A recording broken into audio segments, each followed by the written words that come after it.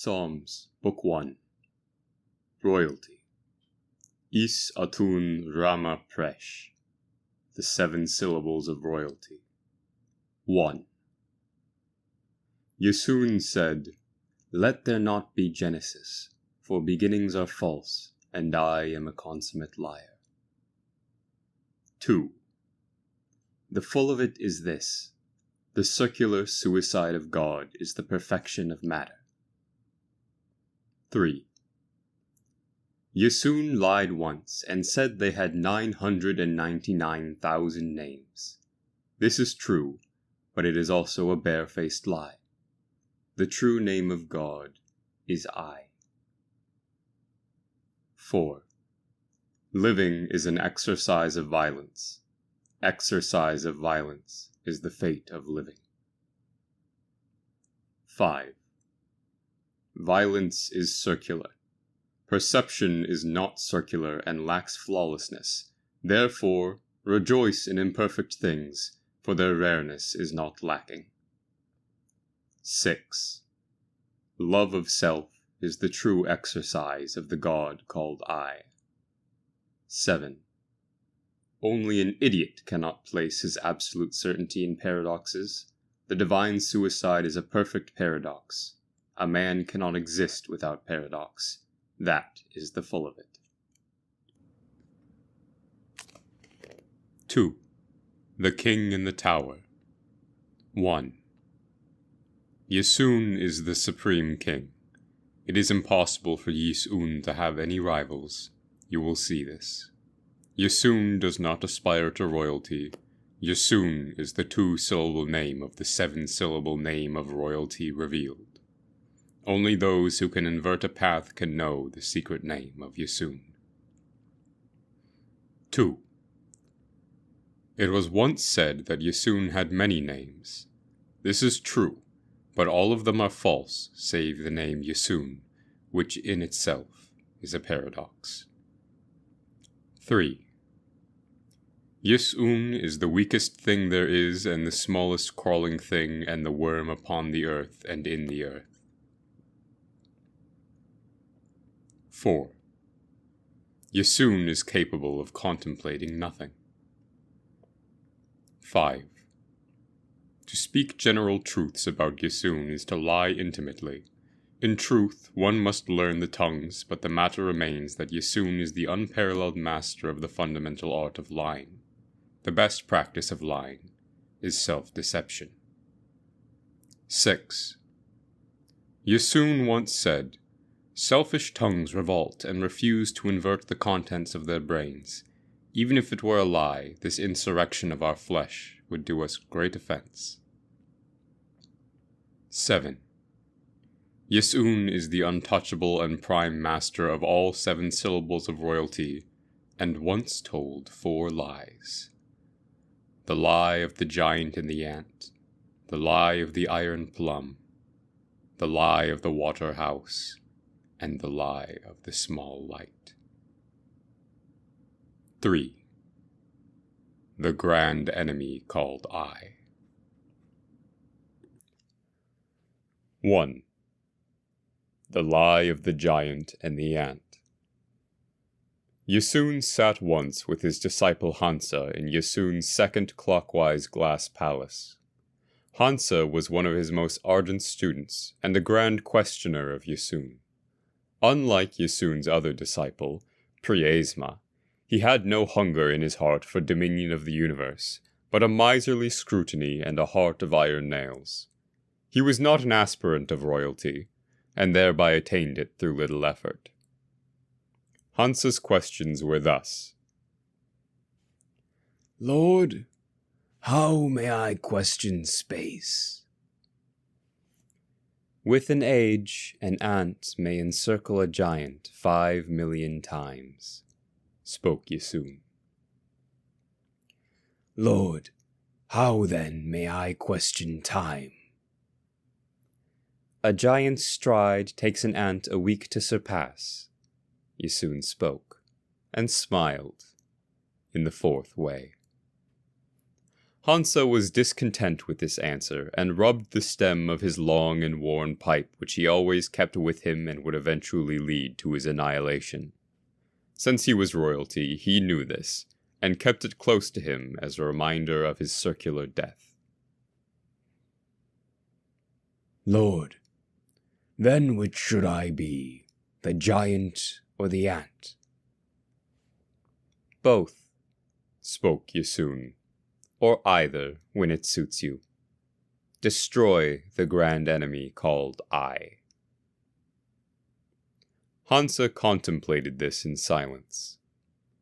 Later, he would recount this proverb to his daughter. 2. The Lie of the Iron Plum. There was once a king named Payam who sat at the right hand of YIS-UN's throne and ruled a palace of burnished gold and fire and dispensed justice in all things. It was let known once that Payam had grown an extraordinary plum, enormous in size, with adamant skin that was burnished as breastplate and 50 times as hardy. Payam was desirous of a pillow friend of fiery heart and excellent skill with their mouth, and let them know that whosoever could break the skin of that plum with their teeth he would swear to share his bed with for 3 nights in whatever disposition they may desire. Many gods were in attendance at Payam's hall on the first day, and even more on the second, but by the 3rd day of this strange contest few remained who had not tested their mettle, for the plum remained implacable and immaculate, and turned many away with sore teeth and roiling frustration in their brains. A great cry rose up, and YIS-UN was called forth from the 23rd clockwise palace of carbon where YIS-UN had been meditating on the point of a 30-acre-long spear of crystallized time. In companionship with YIS-UN was Hansa, who followed along. "See this Payam," cried the gods. "He deceives us. He cruelly abuses our lustful hearts." YIS-UN was very fond of plums, and immediately grasped the iron plum and took a long, succulent bite, praising its merits, to the amazement of all. "How?" wailed the attendant. "Why, it is a plum of flesh, and quite ripe as well," said YIS-UN plainly, and indeed it was apparent to those gathered that it was the case.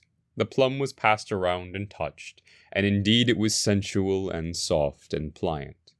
Hansa was not so convinced. "It is still a plum of iron," said he. "There is some trickery here, O master of masters." "Indeed it is so," said YIS-UN, and it was again apparent to those gathered that the flesh of the plum was as hard and impenetrable as a fortress. "How can it be so?" said Hansa. "How comes this fickle nature? Plums and the 50 winds are not so alike, I think." YIS-UN said, "I told you this, and believing it, it was so. In truth, it is whichever you prefer. In truth, there is no plum at all, just as there is no YIS-UN. A plum has no shape, form, or color at all, in truth, but these are all things I find pleasing about it. A plum has no taste at all, for it has no flesh or substance, but I find its sweetness intoxicating. A plum is a thing that does not exist, but it is my favorite fruit." "A pipe is a thing that does exist, and it is my favorite pastime," said Hansa, lacking understanding and growing in cynicism. "What a paradox," said YIS-UN, smiling. "I shall share my love tenderly with Payam." 3. The Lie of the Water House. YIS-UN and Hansa walked the king's road once, drinking plum wine. They were enfleshed as maidens at the time, for boastful drunken Ogham swore on his high seat at the speaking house that any feat accomplished by his brothers he could redouble 7 times again, Hansa, of crafty mind, and bearing little love for a brother whose raucous singing frequently interrupted his philosophical fugues, immediately saw an opportunity to deprive Ogham of his prized and well-boasted manhood for a fortnight, and challenged him to a contest of womanly love-making, sewing, and hearth-sweeping, and for a time there was great mirth in the Red City. "Dearest Hansa," spoke YIS-UN after a moment, as they strolled along an expanse of fractal glass in cold fire. "Art thou flesh, not of my self-love? Spring'st thou not from my recursive womb?" "Sprung I from your brow, for it is my lot in life to beat my hands against it in return for ejecting me," said Hansa in jest, but in truth he listened.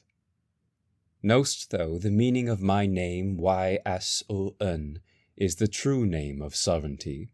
spoke YIS-UN plainly. "I do," spoke Hansa, for it was true. YIS-UN then assumed a speaking form that was bright and very cold. From her breath she inhaled the void, and when she exhaled, beautiful water came forth from her pliant lips in great rushing gasps, and there was a sound like a clear bell that meant emptiness. Hansa was very moved by this display, and watched as the shining water curved and bent upon itself and crystallized, and suddenly before the pair was a great, beautiful house, translucent and all filled with light of many colors. "Observe my work," said YIS-UN, pleased. "It is an astounding work," said Hansa, clearly impressed. They strode inside the house at YIS-UN's bidding. The walls were clear and smooth as crystal, and warm to the touch. It had wide hall and full hearth, and it was full of light and air, and the openness of the place with the starkness of the void was incredibly pleasing. Hansa would have given half his lordship for such a house, in truth, for his own was a dark and cramped tomb of iron and dust. "Observe again," said YIS-UN with keen eye. Hansa did, and as he looked closer, he saw the walls, the floor, the vaulted roof, the wall coverings, and even the altar with the flowers in the visiting hall were all made of water, water as clear and still and solid and smooth as perfect glass. "Water, lord," spoke Hansa, sensing some purpose. "What," spoke YIS-UN playfully, "is the meaning of this allegory?" They reposed for a while, as Hansa thought, in the resting hall of that great water-house, and gazed through the shining rim of that house across the great void, where the empty sky was perfect in its nothingness. The house rung gently like a bell, and it was pleasing to Hansa as he sat in his woman's flesh and thought. After a while he said this: "The house is a man's life." "Why this?" answered YIS-UN, as was the fashion. "Because although it is very beautiful and filled with many fine things, it is only water after all. It would be poor to rely on its existence. It is only water pretending to be a house. In truth, there is no house here at all, just as there is no Hansa, or no plums." "This is a good answer," said YIS-UN, and made a small motion with her long white fingers, and smiled. "It is an infuriating answer," said Hansa, his mood darkening, and his borrowed brow furrowing, "as is common with you. How can one grant themselves the pleasure to enjoy such a fine thing? It sparkles and shines like a gorgeous jewel, but its sparkle is an intimate falsehood." "Death is my gift to you," spoke YIS-UN in reply.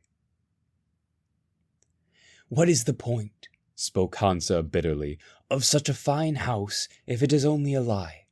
What is the point of Hansa if Hansa is only a lie?"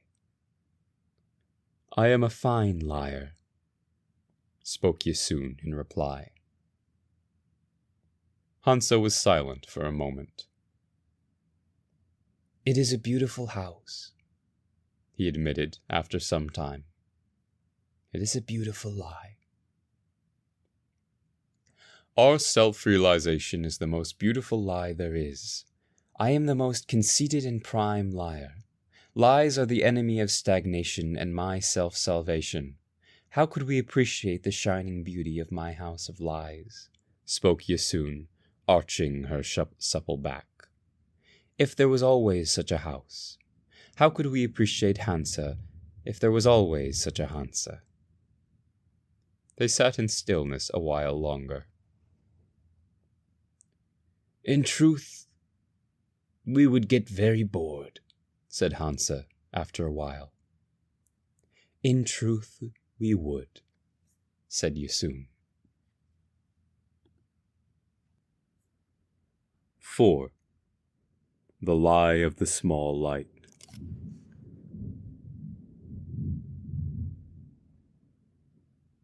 Hansa was of sound mind and proud soul, and only once asked YIS-UN a conceited question when he was very old and his bones were set about with dust and bent with age.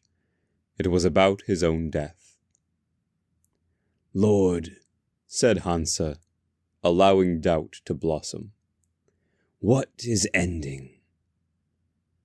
It was said later he regretted this question, but none could confirm the suspicion.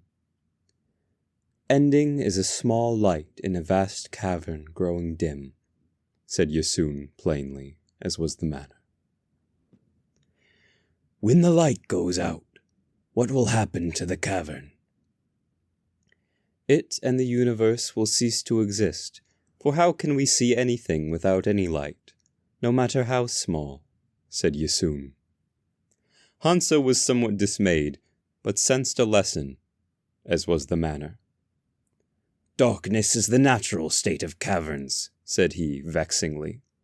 "If I were a cavern, I would be glad to get rid of the pest of light and exist obstinately anyway." "Hansa is observant," said YIS-UN.